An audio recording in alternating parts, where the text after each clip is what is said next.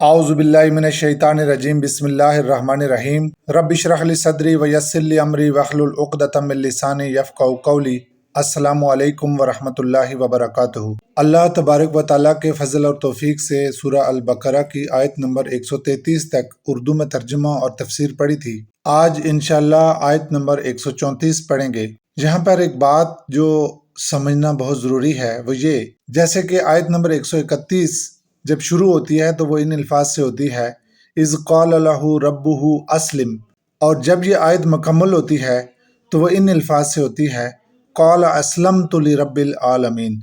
इसी तरह आयत नंबर 132 जिन अल्फाज पे मुकम्मल होती है वो है फ़ला तमूतुन्ना इल्ला व अंतुम मुस्लिमून, और फिर इसी तरह आयत नंबर 133 वो भी जिन अल्फाज के साथ मुकम्मल होती है, व नहनु लहू मुस्लिमून। देखें ये जो अल्फाज यहाँ पर बार बार दोहराए गए हैं, अल्लाह रब्बुल आलमीन ने बयान किए हैं, मुस्लिम, इस्लाम, असलमतु, मुस्लिमून, इनका क्या मतलब है? इनकी तकरार एक तरह से हो रही है। ये क्या है, इसको समझना बहुत ज़रूरी है।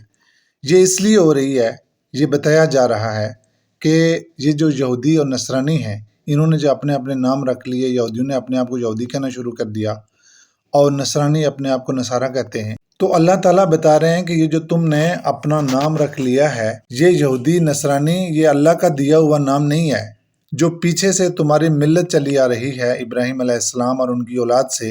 यानी ये जो नाम है यहूदी और नसरानी, ये तुमने गढ़े हैं। पीछे से इस्लाम चला आ रहा था इब्राहीम अलैहिस्सलाम से, उनकी औलाद से।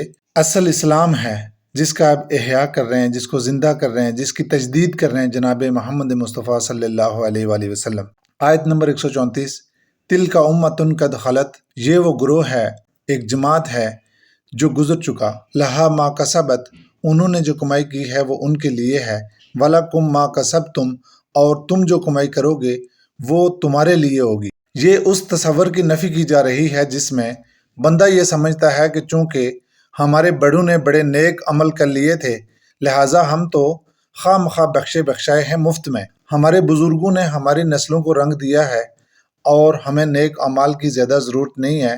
तो यहाँ पे ये बताया जा रहा है, अल्लाह ताला फरमाते हैं कि नहीं, उनके अमल उनके लिए थे और तुम्हारे लिए तुम्हारा अमल होगा। अपने हिस्से की खुद मेहनत करनी पड़ेगी। जैसे ये आंखें हैं अपनी हैं तो फ़ायदा है, दूसरे की आंखें आपके किसी काम नहीं आती, अपनी आंखें होंगी तो नज़र आता है। तो इसी तरह आखिरत का मामला है, दूसरे का अमल काम नहीं आएगा। एक और जगह कुरान मजीद में बयान फरमाया, वलैसल इंसानु इल्ला मा सआ, इंसान के लिए वही कुछ है जिसके लिए उसने खुद मेहनत की हो। वला तुसअलून अम्मा कानू यामलून, और तुमसे सवाल नहीं किए जाएंगे उनके बारे में जो अमल वो किया करते थे। यानी तुम्हारे बड़ों ने जो अमाल किए थे उनके बारे में तुमसे नहीं पूछा जाएगा। वकालू कूनू हुदन और नसारा तहतदू, अब वो कहते हैं यहूदी बनो और नसरानी बनो तो हदायत पर हो, नहीं तो गुमराह हो। असल में तो जो इब्राहीम अलैहिस्सलाम का तरीका चला आ रहा है उसके नुमाइंदे दो ही हैं, यहूदी और नसरानी हैं, और इस नुक्ते पर उनका इजमा है, उन दोनों का ये मौक़िफ़ है। वो दोनों ये समझते हैं कि गुमराह है मुसलमान, वो मुसलमान को गुमराह समझते हैं। लिहाजा वो ये कह रहे हैं कि हम दो में से, यहूदी और नसरानी में से किसी पर आ जाओ, हमारे दीन पर आ जाओ, हमारे मजहब पर आ जाओ तो तुम हदायत पर होगे, वरना तुम गुमराह हो जाओगे। ये उन दोनों की सोच है और इस सोच में वो दोनों मिले हुए हैं, जुड़े हुए हैं, एक ही नुक्ते पर, एक ही मौक़िफ़ है उनका। कुल ए नबी सल्लल्लाहु अलैहि वसल्लम, आप फरमा दीजिए, बल मिल्लत इब्राहीम हनीफा, ना यहूदी ना नसरानी, बल्कि इब्राहीम के तरीके पर चलोगे तो हदायत पाओगे। वमा काना मिनल मुशरिकीन, और वो मुशरिकों में से नहीं थे। तुमने शिरक कर लिया है, इब्राहीम अलैहिस्सलाम तो शिरक से पाक थे। क़ूलू आमन्ना बिल्लाह, और उनका यानी इब्राहीम अलैहिस्सलाम का तरीका क्या था? तुम ये बात कहो जो इब्राहीम के तरीके के करीब तर है। वो क्या है? सब मिलकर कहो, क़ूलू आमन्ना बिल्लाह, हम ईमान लाए अल्लाह पर, वमा उन्ज़िला इलैना, और उस पर जो हम पर नाजिल किया गया, वमा उन्ज़िला इला इब्राहीम व इस्माईल व इसहाक व याकूब, और जो नाजिल किया गया इब्राहीम पर, इस्माईल पर, इसहाक पर और याकूब पर अलैहिमुस्सलाम, वल असबात, और उनकी औलादों पर जो कुछ नाजिल किया गया, वमा ऊतिया मूसा व ईसा, और जो कुछ दिया गया मूसा को और ईसा को अलैहिमुस्सलाम, वमा ऊतियन नबियून, और जो अता किया गया नबियों को, मिर रब्बिहिम, उनके रब की तरफ से, سب پر ہم ایمان رکھتے ہیں، لا نفرق بین احد منہم، اس میں سے کسی پر ہم تفریق کے روادار نہیں ہیں، ونحن لہ مسلمون، اور ہم اللہ ہی کے مسلم ہیں، فرما بردار ہیں، تابع فرمان، جہاں پھر مسلمون کا لفظ آ گیا۔ فَإِنْ آمِنُوا بِمِثْلِ مَا آمَنْتُمْ بِهِ، تو اگر یہ اس طرح ایمان لائیں جس طرح تم ایمان لائے ہو، فَقَدِ اهْتَدَوْا، تو یہ ہدایت پر ہیں۔ ان کا دعویٰ یہ ہے کہ یہودی بنو یا نصرانی بنو تو ہدایت پر آؤ گے، تو قرآن نے بتایا نہیں، بلکہ اس طرح سے ایمان لاؤ جیسے ہم ایمان لائے ہیں، اسلام لائے ہیں۔ اسلام کو منو گے تو تم ہدایت پر آؤ گے۔ وَإِن تَوَلَّوْا، اور اگر یہ روگردانی کریں، منہ موڑیں، فَإِنَّمَا هُمْ فِي شِقَاقٍ، تو یہ ہیں ضد پر اڑے ہوئے۔ اور یہ ضد کون سی ہے؟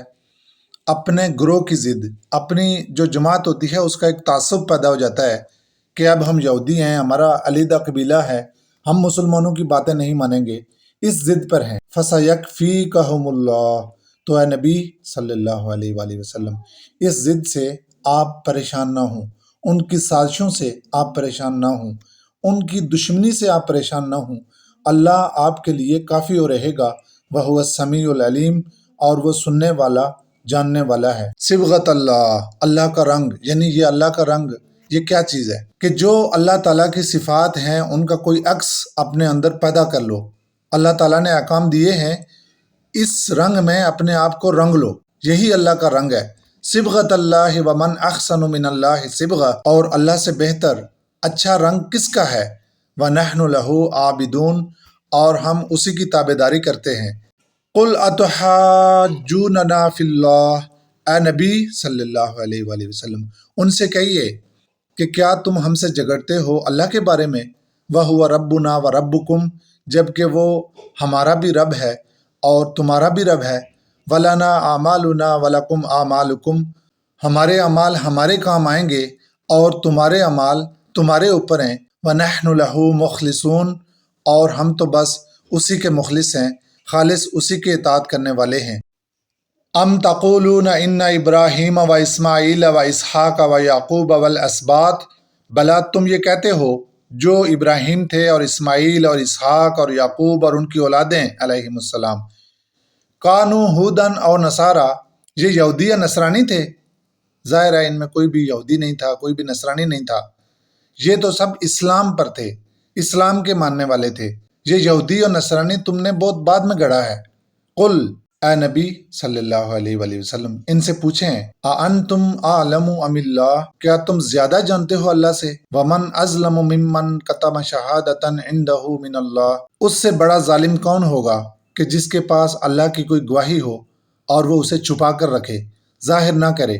اصل میں یہ جو جھگڑا پڑا ہوا ہے، اس جھگڑے میں کچھ لوگ ہیں یہودیوں میں بھی اور نصرانیوں میں بھی جن کو حقیقت معلوم ہے اور وہ اس کو ظاہر نہیں کر رہے، چھپا کر رکھی ہوئی ہے، اور اس ڈر سے ظاہر نہیں کر رہے کہ ہمارا نقصان ہو جائے گا، ہمارے جتھے سے کچھ لوگ نکل کر ادھر مسلمانوں میں چلے جائیں گے، لہٰذا ان سے حق کو چھپا کر رکھو اور کسی کے سامنے مت کھولو۔ وَمَا اللَّهُ بِغَافِلٍ عَمَّا تَعْمَلُونَ، اور جو حرکتیں وہ کر رہے ہیں، جو سازشیں وہ کر رہے ہیں، جو جھوٹ وہ گڑھ رہے ہیں، اللہ تعالیٰ اس سے غافل نہیں ہے۔